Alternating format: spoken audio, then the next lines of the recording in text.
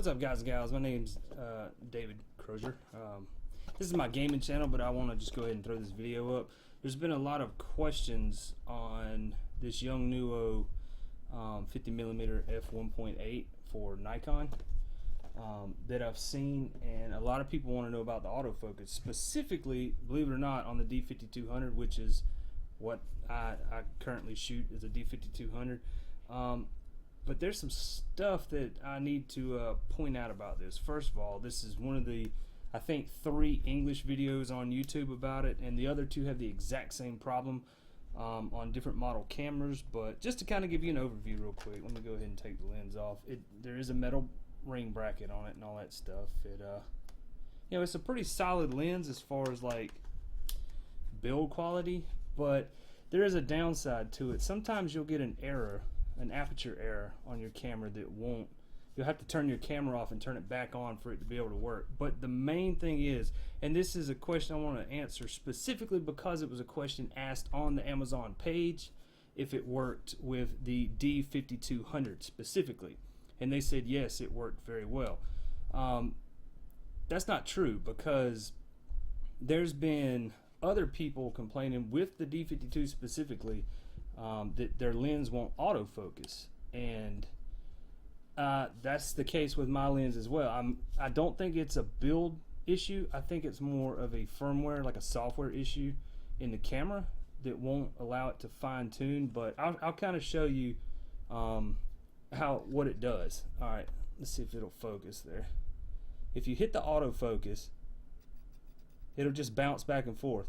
It won't actually find the focus. You can see the lens, if I can get it to do it. Come on. Oh, it's probably got the aperture error. Oh, there it goes. See, it took it like 4 seconds to find it. That's very rare. Sometimes it will find focus, but most of the time it does that right there. It just rocks back and forth. And it'll go on for 3 or 4 minutes. That'll burn up your motors inside your lenses, as well as drain your battery. It does have built-in motors inside the lens, but I find, I mean, it's not a horrible lens if you're going manual focus. It's not too bad as long as you learn to use the indicator inside your viewfinder there. That's how I'm currently having to use it.